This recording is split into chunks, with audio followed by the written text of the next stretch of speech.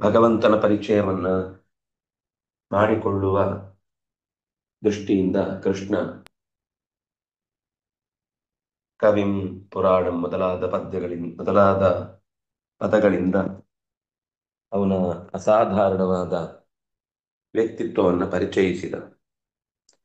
ಅಷ್ಟು ಪರಿಚಯಿಸಿದ ಮೇಲೂ ಅದು ಭಗವಂತನ ಬಗ್ಗೆ ಹೇಳಿ ಮುಗಿಯಿತು ಅಂತಲ್ಲ.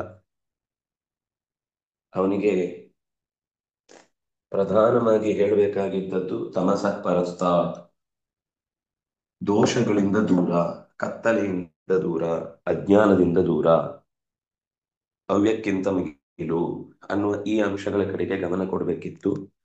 ಅದನ್ನು ಪ್ರಧಾನವಾಗಿ ನಿರೂಪಣೆ ಮಾಡಿದ. ಮತ್ತೆ ಸ್ವಲ್ಪ ಬಣ್ಣ ಹೇಳಬೇಕಿತ್ತು. ಅದಕ್ಕೋಸ್ಕರ ಆದಿತ್ಯವರ್ಣಂ, ಅದು ಒಂದೇ ಬಣ್ಣ ಅಲ್ಲ, ಎಲ್ಲಾ ಬಣ್ಣಗಳಲ್ಲೂ ಕಂಗೊಳಿಸುವವ. ಹಾಗಿದ್ರೂ ಒಂದು ಪ್ರಧಾನವಾದ ಅಂಶದಿಂದ ನಾವು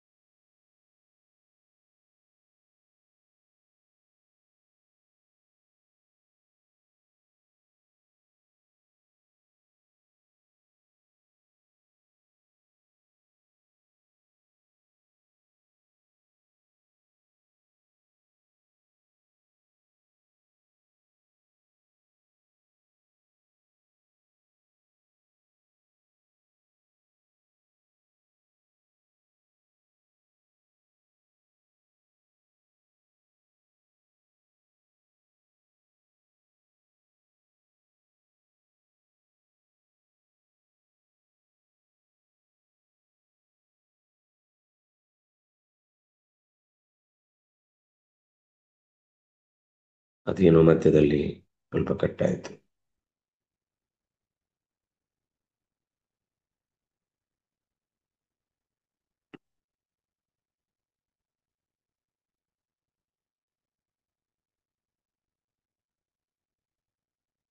ಸ್ಕ್ರೀನ್ ಸರಿ ಇದೆಯಾ? ಹಾ, ಸರಿ ಇದೆ.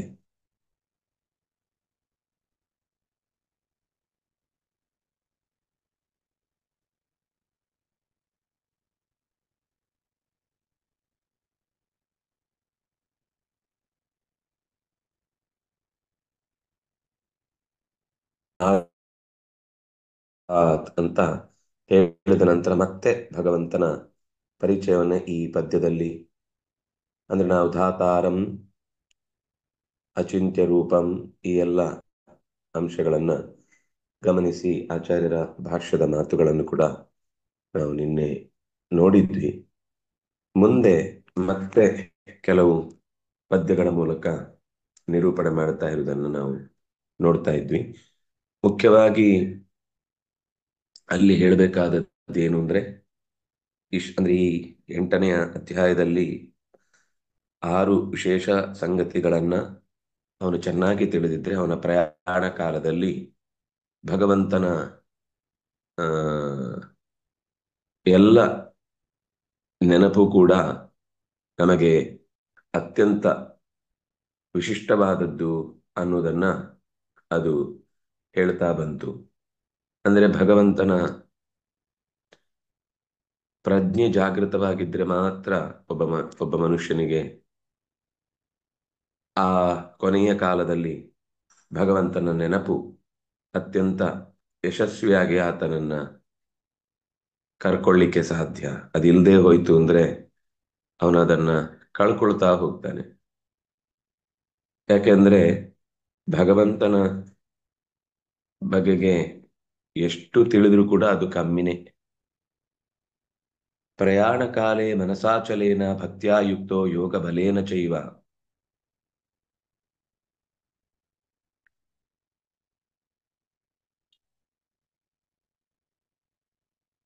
ಭ್ರುವೋರ್ಮಧ್ಯೆ ಪ್ರಾಣಮಾವೇಶ್ಯ ಸಮ್ಯಕ್ ಸತಂ ಪರಂ ಪುರುಷಮುಪೈತಿ ದಿವ್ಯಂ.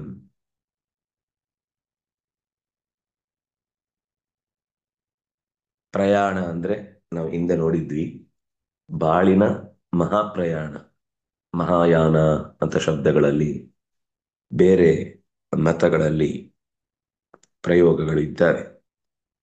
ಆದರೆ ನಮಗೆ ಮುಖ್ಯವಾಗಿ ಇಲ್ಲಿ ಕೊನೆಯ ಬದುಕಿನ ಸಂಗತಿಯು ಕೂಡ ಅತ್ಯಂತ ಮುಂದಿನ ಬೀಜಕ್ಷೇಪಕ್ಕೆ ಕಾರಣವಾದದ್ದು. ಆದ್ರಿಂದಾಗಿ ಅದನ್ನು ಕಾಣುವ ಬಗೆಯನ್ನ ಭ್ರುವೋರ್ ಮಧ್ಯೆ ಪ್ರಾಣಮಾವೇಶ್ಯ ಸಮ್ಯಕ್, ಪ್ರಾಣಂ ಆವೇಶ್ಯ, ತನ್ನ ಜೀವವನ್ನ ಮೇಲಕ್ಕೆ ಏರಿಸಿ ಅವನು ಪರಂ ಪುರುಷಂ ದಿವ್ಯಂ ಉಪೈತಿ, ಪರಮಪುರುಷನಾದ ಪರಮಾತ್ಮನನ್ನು ಅನನ್ಯವಾದ ರೀತಿಯಲ್ಲಿ ಹೊಂದುತ್ತಾನೆ. ಹೊಂದಿ ಭಗವಂತನ ಸಾನ್ನಿಧ್ಯವನ್ನ ಅನುಭವಿಸ್ತಾನೆ. ದಿವ್ಯಂ ಪುರುಷಂ ಉಪೈತಿ, ದೇವಲೋಕದ ಸಕಲ ಸೌಖ್ಯವನ್ನು ಕೂಡ ಆತ ಅನುಭವಿಸ್ತಾನೆ ಅನ್ನುವುದನ್ನ ಹೇಳಿ,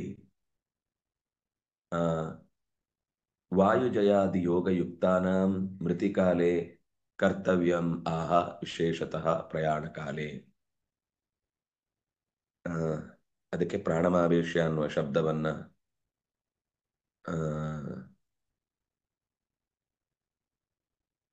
ಅಂದ್ರೆ ಈ ಪ್ರಾಣಾಯಾಮದ ನೆನಪನ್ನ ಮುಖ್ಯವಾಗಿ ಮಾಡಿಕೊಡ್ತಾ ಇದೆ. ಅದಕ್ಕೆ ವಾಯುಜಯಾದಿ ಅನ್ನುವ ಶಬ್ದದಿಂದ ಹಾಕಿದ್ರು.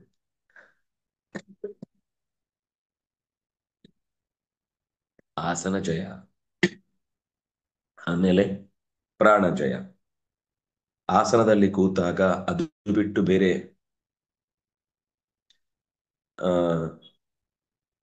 ಅದ್ಭುತವಾಗಿ ಒಳಗಿನ ಎಲ್ಲ ಇಂದ್ರಿಯಗಳ ಮೇಲೆ ಗಮನ ಹರಿಸುವಂತೆ ಮತ್ತು ನಮ್ಮ ಶಕ್ತಿಯನ್ನ ಕೇಂದ್ರೀಕರಿಸುವಂತೆ ಮಾಡುವುದಕ್ಕೆ ಅನುಕೂಲಕರವಾದದ್ದು ಪ್ರಾಣಾಯಾಮ. ಅಷ್ಟೇ ಅಲ್ಲ, ಅದು ಮನಸ್ಸಿನ ಮೇಲೆ ನಿಯಂತ್ರಣ ಹೊಂದುವ ಶಕ್ತಿಯನ್ನು ಕೂಡ ಒದಗಿಸುತ್ತೆ. ಆದ್ರಿಂದಾಗಿ ಆ ರೀತಿ ಪ್ರಾಣದ ಜಯವನ್ನ ಸಂಪಾದಿಸಿ ಯಾರು ಭಗವಂತನ ಸ್ಪರ್ಶವನ್ನ ಅನುಭವಿಸ್ತಾ ಇದ್ದಾನೋ ಅಂಥವನ ಮೃತಿಕಾಲದ ಅವನ ವರ್ತನೆ ಅಥವಾ ಅವನ ಆ ಹೊತ್ತಿಗೆ ಮಾಡುವ ಕರ್ತವ್ಯ, ಇದನ್ನ ನಿರೂಪಣೆ ಮಾಡ್ತಾ ಇದ್ದಾರೆ. ಪ್ರಯಾಣ ಕಾಲೇ ಮನಸಾಚಲೇನ, ಅಚಲವಾದ ಮನಸ್ಸಿನಿಂದ ಭಕ್ತಿಯಿಂದ ಕೂಡಿದವನಾಗಿ ಯಾವುದೇ ರೀತಿಯಿಂದಲೂ ಕೂಡ ತನ್ನ ಅಸ್ತಿತ್ವದ ಬಗೆಗೆ ಯೋಚನೆ ಮಾಡದೆ ಕೇವಲ ಭಗವಂತನಲ್ಲಿ ಲೀನನಾಗಿ, ತನ್ನ ಶರೀರಕ್ಕೆ ಏನಾಗಬಹುದು ಅಥವಾ ನಾನೀಗ ನೋಡ್ಲಿಕ್ಕೆ ಹೇಗೆ ಕಾಣ್ತೇನೆ, ಓ ನನಗೆ ಇಂಥದ್ದೆಲ್ಲ ನೋಡ್ಲಿಕ್ಕೆ ಸಾಧ್ಯ ಆಯ್ತಲ್ವಾ ಅಂತ ತನ್ನ ಬಗೆಗಿನ ದೃಷ್ಟಿ ಹೊರಟು ಹೋಗಿ ಅವನನ್ನ ಕಾಣುವ ಉಪಾಯದ ಬಲದಿಂದ, ಭಕ್ತಿ ಬೇಕು, ಉಪಾಯ ಗೊತ್ತಿರಬೇಕು, ಉಸಿರಿನ ನಿಗ್ರಹದ ಸ್ಥಾನಗಳು ಗೊತ್ತಿರಬೇಕು,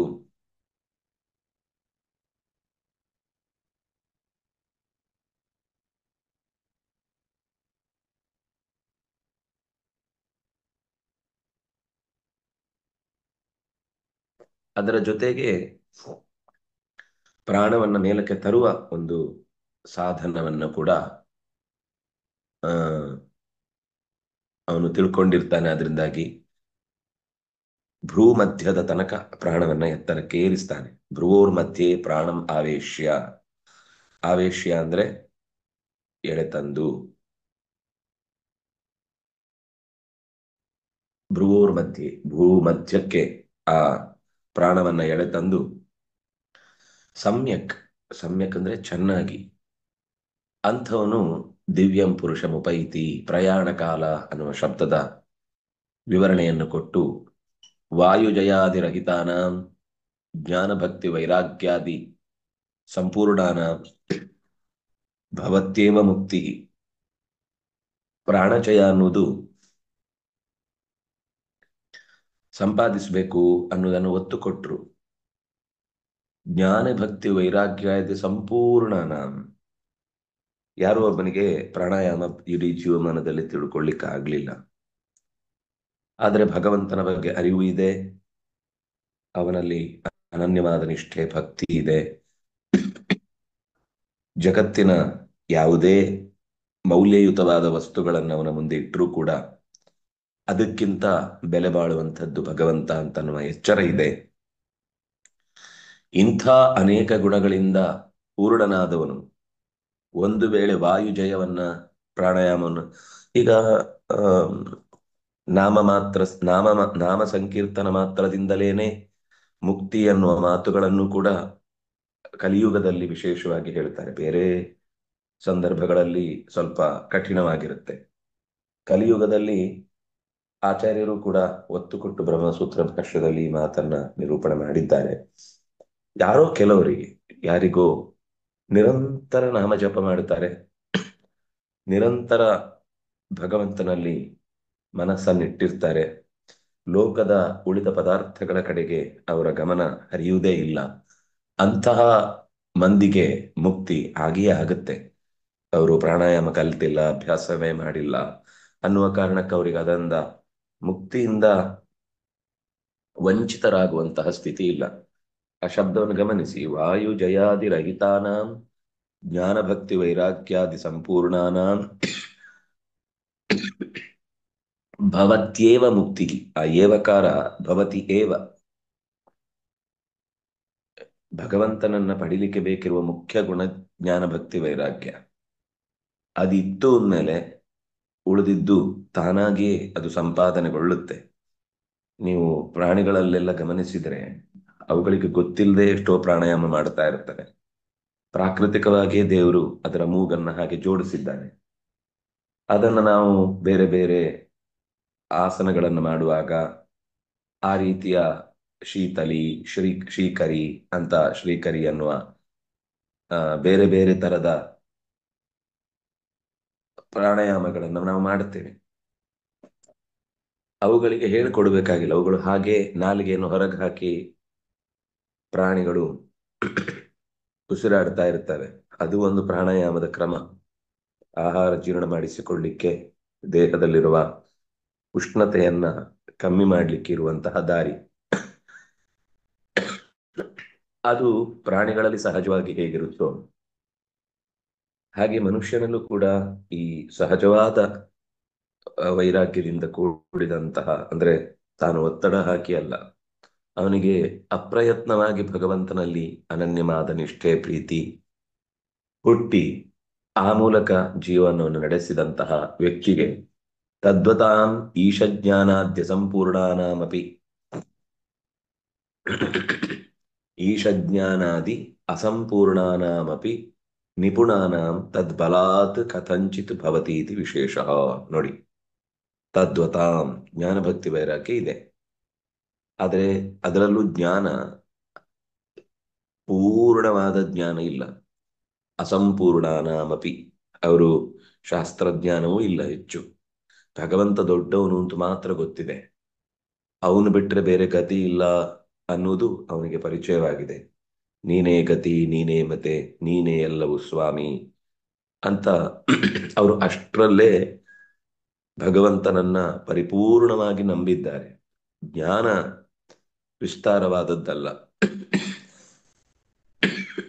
ಅಸಂಪೂರ್ಣಾನಾಮಪಿ, ಅವರಿಗೆ ಅಂದ್ರೆ ಸಾಮಾನ್ಯ ಜ್ಞಾನ ಇದೆ ಬಿಟ್ರೆ ಅದಕ್ಕೆ ಈಶಜ್ಞಾನ. ತದ್ವತಾಂತೂ ಈಶಜ್ಞಾನಾದಿ ಅಸಂಪೂರ್ಣಾನಾಮಪಿ, ತುಂಬಾ ಆಳವಾದ ತಿಳುವಳಿಕೆಯಾಗಲಿ, ಆಳವಾದ ಮೈಮರೆತು ಪ್ರೀತಿಸ್ತಾರೆ ಆದ್ರೂ ಕೂಡ ಆ ಭಕ್ತಿಯ ಅತಿರೇಕದಲ್ಲಿ ಅವರು ಹೆಚ್ಚಿನವರಲ್ಲ. ಆದ್ರೆ ಅವನೇ ಎಲ್ಲದಕ್ಕಿಂತ ಪ್ರಧಾನ ಅಂತ ಗೊತ್ತಿದೆ. ಆದ್ರೆ ನಿಪುಣಾನ, ದೇವರನ್ನ ಸ್ಮರಿಸುವುದರಲ್ಲಿ ಅವರು ಅನನ್ಯವಾದ, ಅಂದ್ರೆ ಯಾವ ವಸ್ತುವನ್ನ ಕಂಡಾಗ್ಲೂ ಅವರಿಗೆ ದೇವರು ನೆನಪಾಗುವಷ್ಟು ಅವರಲ್ಲಿ ಎಚ್ಚರ ಹುಟ್ಟಿದೆ. ಆ ಬಲದಿಂದ ಹೇಗೋ ಮುಕ್ತಿ ಆಗಿಯೇ ಆಗುತ್ತೆ ಅನ್ನೋದು ವಿಶೇಷ. ತದ್ಬಲಾತ್ ಕಥಂಚಿತ್ ಭವತಿ, ಕಿಂ ಭವತಿ, ಮುಕ್ತಿಂ ಭವತಿ, ಮುಕ್ತಿ ಭವತಿ ಇತಿ ವಿಶೇಷ. ಇದು ಎಲ್ಲರಿಗೂ ಅನ್ವಯಿಸುವ ಮಾತಲ್ಲ, ಇದು ದೇವರ ಭರವಸೆಯ ಮಾತು. ದೇವರಿಗೆ ಯಾರು ಅರ್ಹರೋ ಅವರು ಎಲ್ಲರನ್ನೂ ಕೂಡ ತನ್ನೆಡೆಗೆ ಕರ್ಕೊಂಡು ಬರುವಂತಹ ಉದ್ದೇಶ. ಯಾರೊಬ್ಬರನ್ನೂ ಕೂಡ ವಂಚಿತರನ್ನಾಗಿಸಿ ಅವರನ್ನ ಪ್ರಯತ್ನಶೀಲರಾಗಿಯೂ ಫಲ ಸಿಗ್ಲಿಲ್ಲ ಅನ್ನುವ ಒಂದು ಲೋಕ ಅಪವಾದವನ್ನ ಹೊತ್ತು ಭಗವಂತ ಅವರನ್ನ ಕಡೆಗಣಿಸ್ಲಿಕ್ಕೆ ಇಷ್ಟಪಡುವುದಿಲ್ಲ. ಹಾಗಾಗಿ ಕಥಂಚಿತ್ ವಿಶೇಷ, ಹೇಗೋ ಅವರಿಗೂ ಕೂಡ ಮುಕ್ತಿ ಆಗಿಯೇ ಆಗುತ್ತೆ. ಯಾಕಂದ್ರೆ ಮನಸ್ಸಿನಲ್ಲಿ ಪ್ರೀತಿ ಪ್ರಾಮಾಣಿಕ ಅಲ್ವಾ. ಮನಸ್ಸಲ್ಲಿರುವ ಭಗವಂತನ ಕಡೆಗಿನ ಸೆಳೆತ ಅದು ಬೇರೆ ಕಡೆ ಇಲ್ವಲ್ಲ. ಅಂತಹ ನಿಜವಾದ ಆಸ್ಥೆಯನ್ನ ಭಗವಂತ ಗಮನಿಸಿ ಅವರನ್ನ ಉದ್ಧರಿಸ್ತಾನೆ. ಉಕ್ತಂಚ ಭಾಗವತೆ ಪಾನೇನ ತೇ ದೇವ ಕಥಾ ಸುಧಾಯಾ ಪ್ರವೃದ್ಧ ಭಕ್ತ್ಯಾ ವಿಶದಾಶಯಾಯೇ ವೈರಾಗ್ಯ ಸಾರಂ ಪ್ರತಿಲಭ್ಯ ಬೋಧಂ ಯಥಾಂಜಸಾ ಧೃತ್ವಾ ಆಪುರಕುಂಠಧಿಷ್ಣ್ಯಂ. ಅವರಿಗೆ ಕಥೆ ಕೇಳುವುದು ಅಂದ್ರೆ ತುಂಬಾ ಇಷ್ಟ. ತುಂಬಾ ಕೇಳ್ತಾರೆ. ಅದಕ್ಕೆ ಬಳಸಿದ ಶಬ್ದ ದೇವಕಥಾ ಸುಧಾಯಾ ಪಾನೇನ. ದೇವಕಥಾ ಅದು ರಾಮನು, ಕೃಷ್ಣನು, ಪರಶುರಾಮನು ಅಥವಾ ಲೋಕದಲ್ಲೇ ಇರುವ ಭಗವಂತನ ಭಕ್ತರದ್ದು, ಭಗವಂತನ ಸಂಪರ್ಕ ಇರುವ, ಭಗವಂತನ ಪಾರಮ್ಯವನ್ನು ಹೇಳುವ, ಭಗವಂತನಿಂದ ರಕ್ಷಿತರಾದಂತಹ ಅನೇಕ ದೇವಕಥೆಗಳನ್ನ ಪಾನೇನ, ಅದು ಸುಧಾ ಅಂತ ಗೊತ್ತಿದೆ, ಅದು ಅಮೃತ ಅಂತ ತಿಳಿದಿದೆ. ಲೋಕದ ಯಾವುದೋ ಒಬ್ಬ ವ್ಯಕ್ತಿಯ ಬದುಕಿನಲ್ಲಿ ಭಗವಂತನ ಪಾರಮ್ಯ ಅರಿವಾಯಿತು ಅಂದ್ರೆ ಅದರಿಂದಲೂ ಸಂತೋಷಪಟ್ಟು ಅದನ್ನ ಕುಡಿತಿದ್ದ. ಕಿವಿಯಿಂದ ಸುಧಾವನ್ನ ಕುಡಿಯುವ ಆ ಭಕ್ತ ಪ್ರವೃದ್ಧ ಭಕ್ತ್ಯ, ಅವನಿಗೆ ಶಾಸ್ತ್ರದಲ್ಲಿರುವ ಸೂತ್ರಗಳು, ಸೂತ್ರದಲ್ಲಿ ಹೇಳಿದ ಪ್ರಮೇಯಗಳು, ಪ್ರಮೇಯದಿಂದ ಪ್ರತಿಪಾದಿತವಾದಂತಹ ಬೇರೆ ಬೇರೆ ವಿಶೇಷ ಗುಣಗಳು, ಇದೆಲ್ಲ ಅವನಿಗೆ ಗಾಢವಾಗಿ ಆಲೋಚಿಸಿ ಅರ್ಥ ಮಾಡಿಕೊಳ್ಳುವ ಪ್ರಜ್ಞೆ ಇಲ್ಲದೆ ಇದ್ರೂ ಕೂಡ ಈ ಕಥೆ ಕೇಳುವುದರಿಂದಲೇನೆ ಭಕ್ತಿ ಪ್ರವೃದ್ಧಗೊಳ್ಳುತ್ತೆ. ಆಮೇಲೆ ಶುದ್ಧವಾದ ಸಂಸ್ಕಾರ, ದೊಡ್ಡವರನ್ನ ಗೌರವಿಸಿ, ಚಿಕ್ಕವರನ್ನ ಪ್ರೀತಿಸಿ, ಸಮರನ್ನ ಆತ್ಮೀಯವಾಗಿ ಕಂಡು, ಸಮಾಜದ ಎಲ್ಲ ವರ್ಗಗಳ ಜೊತೆಗೆ ಬೆರೆತು, ಅವನು ಯಾವ ವರ್ಣ ವ್ಯವಸ್ಥೆಯಲ್ಲಿ ಬಂದಿದ್ರೂ ಕೂಡ ಅವನಲ್ಲಿ ಆ ಭಕ್ತಿ ಅನ್ನೋದು ಪ್ರವೃದ್ಧವಾಗಿದ್ದಾಗ, ಆಶಯ ಅಂದ್ರೆ ಸಂಸ್ಕಾರಗಳು ಅದು ಶುದ್ಧವಾಗಿದ್ದಾಗ ವೈರಾಗ್ಯ ಸಾರವನ್ನ ಅನುಭವಿಸಿ, ವೈರಾಗ್ಯ ಸಾರಂ ಪ್ರತಿಲಭ್ಯ, ಬೇರೆ ಲೋಕದ ವೈಭೋಗಗಳ ಬಗ್ಗೆ ತಲೆಯೇ ಕೆಡಿಸಿಕೊಳ್ಳುವುದಿಲ್ಲ. ಕೆಲವರಿಗೆ ಆಶ್ಚರ್ಯ ಆಗುವಂಥದ್ದೇನು ಅಂದ್ರೆ, ಸಿರಿವಂತರಾಗಿದ್ರು ಕೂಡ ಸರಳವಾಗಿರ್ತಾರೆ. ಎಲ್ಲೋ ಭಜನೆ ಇತ್ಯಾದಿ ಕಾರ್ಯಕ್ರಮಗಳು ನಡೆಯುವಾಗ ಅವರು ಅತ್ತ ಸೆಳೆದು ತಮ್ಮ ಮೈಮರೆತ ಸ್ಥಿತಿಯನ್ನ ಆ ಗುಂಪಿನಲ್ಲಿ ಕಳ್ಕೊಳ್ತಾರೆ. ಇಂತಹ ಪ್ರತಿಬೋಧಂ ಯಥಾ ಅಂಜಸಾ ತ್ವಾ ಆಪುಹು ಅಕುಂಠ ದಿಷ್ಣ್ಯಂ. ದಿಷ್ಣ್ಯ ಅಂದ್ರೆ ಮನೆ ಅಂತ ಅರ್ಥ. ಆಪುಹು ಅಕುಂಠ ದಿಷ್ಣ್ಯಂ. ಕುಂಠ ಅಂದ್ರೆ ದೋಷ, ಕುಂಠ ಅಂದ್ರೆ ಪಾಪ, ಕುಂಠ ಅಂದ್ರೆ ಕೊಳೆ, ಕುಂಠ ಅಂದ್ರೆ ಅಜ್ಞಾನ ಅಂತ ಅರ್ಥ. ಕುಂಠಿತಗೊಳಿಸುವಂತಹದ್ದು ನಮ್ಮನ್ನು. ಅಕುಂಠ, ಇಂಥ ಯಾವುದೇ ದೋಷಗಳಿಲ್ಲದ ಭಗವಂತನ ಮನೆಯನ್ನ ಆಪುಹು, ಆ ಭಕ್ತರು ಸೇರುತ್ತಾರೆ, ಆ ಭಕ್ತರು ಹೊಂದುತ್ತಾರೆ. ತಥಾ ಪರೇ ತಥಾ ಪರೇತು ಆತ್ಮ ಸಮಾಧಿ ಯೋಗ ಬಲೇನ ಜಿತ್ವಾ. ಆತ್ಮ ಅಂದ್ರೆ ಅಂತರ್ಯಾಮಿಯಾದ ಪರಮಾತ್ಮ, ಇದು ಪರೇ. ಕೇಚನ ಯೇ ದೇವಕಥಾ ಸುಧಾಯಾ ಪಾನೇನ ಪ್ರವೃತ್ತ ಭಕ್ತಾ ವಿಶದಾಶಯಾ ವೈರಾಗ್ಯ ಸಾರಂ ಅನುಭೂತಾ ಜ್ಞಾನಿನಃ ಅಂಜಸಾ, ಅತ್ಯಂತ ಆತ್ಮೀಯವಾಗಿ, ಅಲ್ಲೇ ಇದೆ ಮುಂದೋಗಿಲ್ಲ, ಆಪುಹು ಅಕುಂಠಧಿಷ್ಣ್ಯಂ ಅನ್ನೋದನ್ನ ಒಂದು ಬಗೆಯ ಭಕ್ತರನ್ನ ಪರಿಚಯಿಸಿ, ತಥಾ ಪರೇ, ಪರೆ ಅಂದ್ರೆ ಇನ್ನು ಕೆಲವರು ಅಂತ, ಎಲ್ಲರಿಗೂ ಒಂದೇ ಟೊಪ್ಪಿಗೆ ಹಾಕಿ ಎಲ್ಲರನ್ನು ಒಂದೇ ತರದ ಯೂನಿಫಾರ್ಮ್ ಅಲ್ಲಿ ನಿಲ್ಲಿಸುವಂತಹ ಸ್ವಭಾವ ಶಾಸ್ತ್ರಕ್ಕಿಲ್ಲ. ಆದ್ರೆ ಎಲ್ಲರಿಗೂ ಭಗವಂತನ ಪ್ರಜ್ಞೆಯೇ ಜಾಗೃತವಾಗುವುದು, ಎಲ್ಲರಿಗೂ ಅವರ ಉಡಿ ತುಂಬ ಆನಂದ ಒದಗುತ್ತೆ. ಅವರ ಉಡಿ ಎಷ್ಟು ದೊಡ್ಡದಿದೆ ಅನ್ನೋದರ ಮೇಲೆ ಅವರಿಗೆ ಯಾವ ರೀತಿಯಲ್ಲಿ ತನ್ನೆಡೆಗೆ ಕರೆಸ್ಕೋಬೇಕು ಅಂತ ಭಗವಂತ ಯೋಚಿಸಿ ಇನ್ನು ಕೆಲವು ಭಕ್ತರ ಬಗೆಗೆ ಹೇಳ್ತಾ ಅವರು ಧ್ಯಾನ, ಸಮಾಧಿ, ಧಾರಣ ಈ ಮೂಲಕ ಭಗವಂತನನ್ನ ಹೊಂದುತ್ತಾರೆ. ಅದಕ್ಕೆ ಆತ್ಮ ಅಂದ್ರೆ ಅಂತರ್ಯಾಮಿ. ಉಪನಿಷತ್ತಿನ ಭಾಗಗಳನ್ನ ಉಪಾಸನೆ ಮಾಡುವಾಗ ಅದು ಸಮಾಧಿಗೆ ಸಹಕಾರಿಯಾದದ್ದು ಅಂತ ಶಾಂತಿ ಮಂತ್ರಗಳನ್ನ ಹೇಳುವ ಫಲವನ್ನ ಹೇಳುವಾಗ ಆಚಾರ್ಯರು ನೆನಪಿಸ್ತಾರೆ. ಬಿಟ್ಟು ಬಿಟ್ಟು ನೆನಪಾಗುವಂಥದ್ದಾದ್ರೆ ಅದು ಧಾರಣ. ಇದಕ್ಕಿಂತ ಮುಂಚೆ ಸಮಾಧಿ ಅನ್ನೋ ಶಬ್ದದ ಅಂಶವನ್ನ ಅರ್ಥ ಮಾಡಿಕೊಳ್ಳುವ ಮುಂಚೆ ನಮಗೆ ಗೊತ್ತಿರಬೇಕಾದ್ದೇನು ಅಂದ್ರೆ, ಹಿಂದೆ ಕೆಲವು ವಿಶೇಷ ಗುಣಗಳನ್ನು ಹೇಳಿದ್ರಲ್ಲ, ಅದು ನಿಶ್ಚಿತವಾಗಿ ಭಗವಂತನಲ್ಲಿ ಇದೆ. ಕವಿತ್ವ, ಪುರಾಣ, ಅನುಶಾಸಿತೃ ಮೊದಲಾದ ವಿಶೇಷ ಗುಣಗಳೇನಿದೆ ಅದರ ಬಗ್ಗೆ ಅವನಿಗೆ ದೃಢವಾದ ಧ್ಯಾನಂ. ಯಾರ್ಯಾರೋ ಧ್ಯಾನ ಮಾಡ್ಲಿಕ್ಕಾಗುದಿಲ್ಲ, ಎಲ್ಲೆಲ್ಲೋ ಧ್ಯಾನ ಮಾಡ್ಲಿಕ್ಕಾಗುದಿಲ್ಲ. ಎಲ್ಲೆಲ್ಲೋ ಅಂದ್ರೆ ನಾ ಹೇಳ್ತಾ ಇರೋದು ಆ ತತ್ವದ ನಿಶ್ಚಯ ಇಲ್ಲದೆ ಅಥವಾ ನಿಶ್ಚಿತವಾದ ತತ್ವಜ್ಞರ ಸಂಪರ್ಕ ಬರದೆ, ಸರಿಯಾದ ರೀತಿಯಲ್ಲಿ ಮಾರ್ಗದರ್ಶನ ಸಿಗದೆ ಧ್ಯಾನ ಮಾಡ್ಲಿಕ್ಕಾಗುದಿಲ್ಲ. ಇವತ್ತು ನಾವು ಧ್ಯಾನ ಅಂತ ಎಷ್ಟೋ ಕೇಂದ್ರಗಳಲ್ಲಿ ಕಾಣುವಂಥದ್ದು ಕೇವಲ ಸ್ಟ್ರೆಸ್ ಅನ್ನ ನೀಗಿಸುವಂತಹ ರೀತಿಯ, ಒತ್ತಡವನ್ನು ಕಳೆಯುವಂತಹ ಒಂದು ಟೆಕ್ನಿಕ್ ಅಷ್ಟೇ. ಅದು ಧ್ಯಾನ ಅಲ್ವೇ ಅಲ್ಲ. ಯಾಕೆಂದ್ರೆ ನಾನು ಯಾವ ತತ್ವವನ್ನು ಧ್ಯಾನಿಸಬೇಕು ಅದರ ಬಗ್ಗೆ ಒಂದು ಸರಿಯಾದ ಕಲ್ಪನೆಯ ಜೊತೆಗೆ ವಿಶ್ವಾಸ ಇಟ್ಟು ಧೃತಿಗೆಡದೆ ಏನೇ ತನ್ನ ಬದುಕಿನ ಏರಿಳಿತಗಳಲ್ಲಿ ಸೋಲೇ ಆಗತ್ತೋ ಏನೋ ಅಂತನ್ನುವ ಪರಿಸ್ಥಿತಿ ಬಂದಾಗಲೂ ಭಗವಂತ ಸರಕ್ಷಿತ ರಕ್ಷತಿ ಯೋಗಿ ಗರ್ಭೆ ಅಂತ ಆಗ್ಲೂ ಭಗವಂತನಲ್ಲಿಯೇ ತನ್ನನ್ನ ಮೊರೆ ಇಟ್ಟಿರ್ತಾನೋ ಅಂತ ಸಂದರ್ಭದಲ್ಲಿ ಅವನಿಗೆ ಧ್ಯಾನ ಒದಗುತ್ತೆ. ಅಂದ್ರೆ ಧಾರಣ ಅನ್ನುವ ಶಬ್ದದಿಂದ ಅಲ್ಲಲ್ಲಲ್ಲಲ್ಲೇ ನೆನಪಾಗುತ್ತೆ, ಮತ್ತೆ ಮರ್ತು ಹೋಗುತ್ತೆ, ಮತ್ತೆ ನೆನಪಾಗುತ್ತೆ, ಮತ್ತೆ ಮರೆತು ಹೋಗುತ್ತೆ. ಈ ರೀತಿ ಖಂಡವಾದ ಸ್ಮೃತಿ ಉಂಟಾದ್ರೆ ಸ್ವಲ್ಪ ಹೊತ್ತು ಕೂತಿರ್ತಾನೆ, ಮನಸ್ಸು ವಿಚಲಿತಗೊಂಡು ಎಲ್ಲೋ ಹೋಗುತ್ತೆ. ಮತ್ತೆ ಧ್ಯಾನ ಶ್ಲೋಕವನ್ನ ನೆನಪಿಸಿಕೊಳ್ತಾನೆ. ಧ್ಯಾನ ಶ್ಲೋಕದಲ್ಲಿ ಹೇಳಿದ ವಿವರವನ್ನ ತನ್ನಲ್ಲಿ ಮನಸ್ಸಿನಿಂದ ಮತ್ತೆ ಮೂಡಿಸಿಕೊಳ್ತಾನೆ. ಆ ದೃಷ್ಟಿಯನ್ನ ಮತ್ತೆ ದೃಢಗೊಳಿಸಿ ಧೃತಿಯಿಂದ ಅದನ್ನ ಸ್ಮರಣೆ ಮಾಡುತ್ತಾನೆ. ಮತ್ತೆ ಸ್ವಲ್ಪ ಹೊತ್ತು ನಿಲ್ಲುತ್ತೆ. ಇದು ಧಾರಣ.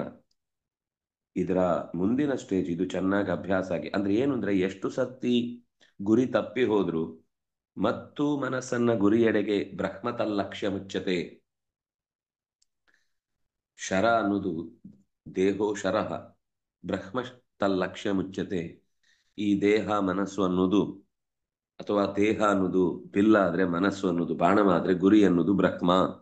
ಅಂಥ ಬದುಕನ್ನ ನಿರಂತರ ಮತ್ತೆ ಮತ್ತೆ ಮತ್ತೆ ಮತ್ತೆ ತಪ್ಪಿಸಿಕೊಂಡಾಗಲೆಲ್ಲ ಅವನ ಬೆನ್ನಟ್ಟಿಕೊಂಡೇ ನಡೆದು ಹೋಗ್ತೇವೆ ಅಂತಂದಾಗ ಅವನಿಗೆ ಧ್ಯಾನ ಸಿದ್ಧಿ ಆಗುತ್ತೆ. ಅಂದ್ರೆ ಅವನು ಬಯಸಿದ ರೂಪದಿಂದ ಎಲ್ಲಿ ಕೂತಿದ್ರು ಕೂಡ, ಅಂದ್ರೆ ಇದು ಅಭ್ಯಾಸ ಆದ್ಮೇಲೆ ಲೀಲಾಜಾಲ.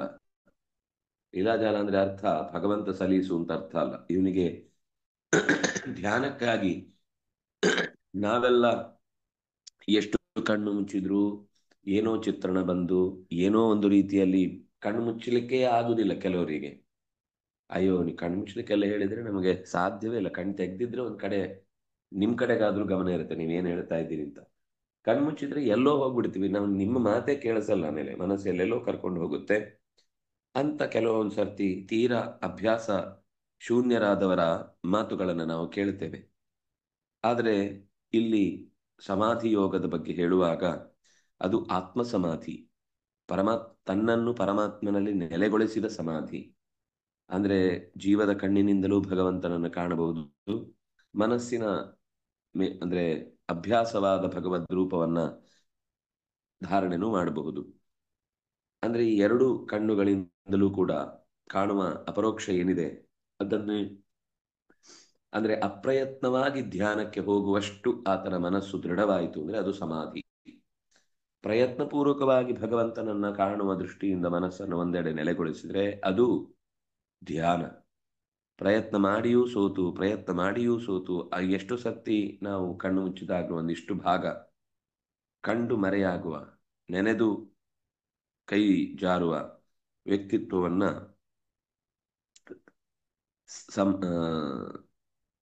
ಧಾರಣ ಅನ್ನುವ ಶಬ್ದದಿಂದ ಹೇಳಿದ್ರು. ಇದರಿಂದ ಅವನು ಸಮಾಧಿಗೆ ಹೋಗ್ತಾನೆ ಅಂದಾಗ ಯೋಗ ಬಲೇನ ಚಿತ್ವ. ಯೋಗ ಅಂದ್ರೆ ಕೇವಲ ಆಸನ ಅಲ್ಲ, ಯೋಗ ಅಂದ್ರೆ ಪ್ರಾಣಯೋಗ, ದೇಹಯೋಗ, ಆಸನ ಯೋಗ, ಜ್ಞಾನ ಯೋಗ, ಕರ್ಮಯೋಗ ಎಲ್ಲವೂ ಸೇರಿದಾಗ ಪೂರ್ಣವಾದ ಯೋಗ ಆಗುತ್ತೆ. ಒಬ್ಬೊಬ್ಬರ ವ್ಯಕ್ತಿತ್ವಕ್ಕೆ ಪ್ರಮಾಣದ ವ್ಯತ್ಯಾಸ ಇರಬಹುದು. ಭಕ್ತಿಯೂ ಬೇಕು, ಜ್ಞಾನವೂ ಬೇಕು, ಕರ್ಮವೂ ಬೇಕು.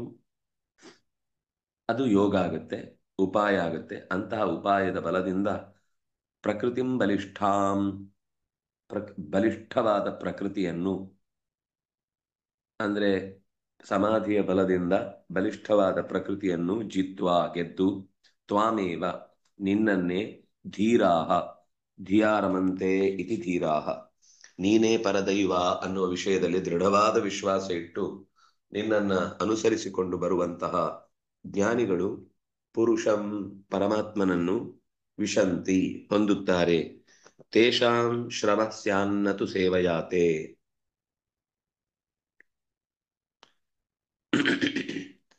ತೇಷಾಂ ನತು ತೇ ಸೇವೆಯ ಶ್ರಮಃ ಸ್ಯಾತ್. ಅಂತಹ ಸಮಾಧಿಯ ಸ್ಥಿತಿಯಲ್ಲಿರುವಂತಹ ಮಂದಿಗೆ ನಿನ್ನನ್ನ ಸೇವಿಸುವುದರಿಂದ, ಸಮಾಧಿಯ ಒಳಭಾಗದಲ್ಲಿ ನಿನ್ನನ್ನು ಅನನ್ಯವಾಗಿ ಗಟ್ಟಿಯಾಗಿ ಅಪ್ಪಿಕೊಂಡ್ರೂ ಕೂಡ ತೇಷಾಂ ಶ್ರಮಃ ನ ಸ್ಯಾತ್, ಅವರಿಗೆ ಶ್ರಮ ಅನ್ನೋದು ಇಲ್ವೇ ಇಲ್ಲ. ನಮಗೇನು ಅಂದ್ರೆ ಕೆಲವೊಂದು ಸರ್ತಿ ಸ್ವಲ್ಪ ಹೊತ್ತು ಧ್ಯಾನ ಮಾಡಿದೆವು ಅಂದ್ರೆ ಯಾಕೋ ಮನಸ್ಸು ತುಂಬಾ ಅಂದ್ರೆ ಯಾರಿಗೆ ಅಭ್ಯಾಸ ಇರಲ್ವೋ ಅವರಿಗೆ ಅದು ಸುಸ್ತು ಅನಿಸ್ಬಿಡುತ್ತೆ, ಶ್ರಮ ಅನಿಸ್ಬಿಡುತ್ತೆ. ಆದ್ರೆ ಸಮಾಧಿಯ ಅದಕ್ಕೆ ಧ್ಯಾನ ಅಂತ ಹೇಳಿಲ್ಲ, ಸಮಾಧಿ ಅನ್ನುವ ಶಬ್ದ ಹೇಳಿದ್ರು. ಅಪ್ರಯತ್ನವಾಗಿ ಮನಸ್ಸು ಭಗವಂತನಲ್ಲಿ ಕೂಡ್ಲೆ ನೆಲೆಗೊಳ್ಳುತ್ತೆ ಅಂತ ಅಂದಾಗ ಅವನು ಪ್ರಕೃತಿಯನ್ನ ಜಯಿಸ್ಲಿಕ್ಕಾಗತ್ತೆ. ಯಾವಾಗ ಪ್ರಕೃತಿಯನ್ನು ಜಯಿಸಿದ್ನೋ ಆಗ ಈ ಸುಸ್ತು, ಬೇಸರ, ಬೋರು, ಏನೇನೋ ದೈಹಿಕವಾದ ನ್ಯೂನತೆಗಳಿವೆ, ಜ್ಞಾನವನ್ನು ಪಡ್ಕೊಳ್ಳುವ ಅವಕಾಶ ಇದೆ, ಅದು ತಡೆದು ಬಿಡುತ್ತೆ. ಆದರೆ ಯಾರಿಗೆ ಸಹಜವಾದ ಭಗವತ್ ಪ್ರಜ್ಞೆ ಜಾಗೃತಗೊಳ್ಳುತ್ತೋ ಅವನಿಗೆ ಜ್ಞಾನ ಕರ್ಮ ಭಕ್ತಿಯ ಸಂಪರ್ಕವೂ ಇರುವುದರಿಂದ ಶ್ರಮ ಆಗುವುದಿಲ್ಲ. ಯಾಕೆಂದ್ರೆ ಅದು ಅತ್ಯಂತ ಬೇಕಾದ ವಸ್ತುವಿನೆಡೆಗೆ ಮನಸ್ಸನ್ನು ಕಳಿಸಿದ್ರಿಂದ ಅದು ಬೇಕಿರುವ ವಸ್ತುವಿನ ದರ್ಶನವನ್ನು ಪಡೆದು ಅದರ ಸ್ಪರ್ಶ ಅದು ಏನು ಆಗುತ್ತೋ ಗೊತ್ತಿಲ್ಲ. ಕೆಲವರಿಗೆ ಸ್ಪರ್ಶದ ಅನುಭವ ಆಗುತ್ತೆ ಭಗವಂತನದ್ದು, ಕೆಲವರಿಗೆ ಶಬ್ದದ ಅನುಭವ ಆಗುತ್ತೆ, ಕೆಲವರಿಗೆ ರೂಪದ ಅನುಭವ ಆಗುತ್ತೆ, ಕೆಲವರಿಗೆ ಮುಟ್ಟಿದ ಅನುಭವ ಆಗುತ್ತೆ, ಕೆಲವರಿಗೆ ತಿಂದ ಹೊತ್ತಿಗೆ ಅದರ ಆನಂದವೇ ಲೋಕದಲ್ಲಿ ಇಲ್ಲಿ ತನಕ ಯಾವ ಪದಾರ್ಥದಲ್ಲೂ ಕಾಣದೇ ಇರುವಂತಹ ರಸದ ಮೂಲಕ ಭಗವಂತ ರಸೋವೈ ಸಹ್ ಅನ್ನುವ ಅಪರೂಪದ ಅನುಭವ ಆತನಿಗಾಗಬಹುದು. ಹೀಗೆ ಸೇವೆಯ ನಿರಂತರ ಸೇವೆಯಿಂದ ಅವನಿಗೆ ಶ್ರಮ ಆಗುವುದಿಲ್ಲ ಅನ್ನೋದನ್ನ ಹೇಳಿ ಇನ್ನು ಕೆಲವರನ್ನ ಹೇಗೆ ಭಗವಂತನಲ್ಲಿ ಭಕ್ತಿ ಮಾಡ್ತಾರೆ ಅನ್ನೋದನ್ನ ಹೇಳುತ್ತಿದ್ದಾರೆ. ವಿಷ್ಣು ಪುರಾಣದ ಕಡೆಗೆ ನಾವು ಮತ್ತೆ ಸಾಗೋಣ. ಶ್ರೀ ಹರಿಪ್ರಿಯತಾಂ.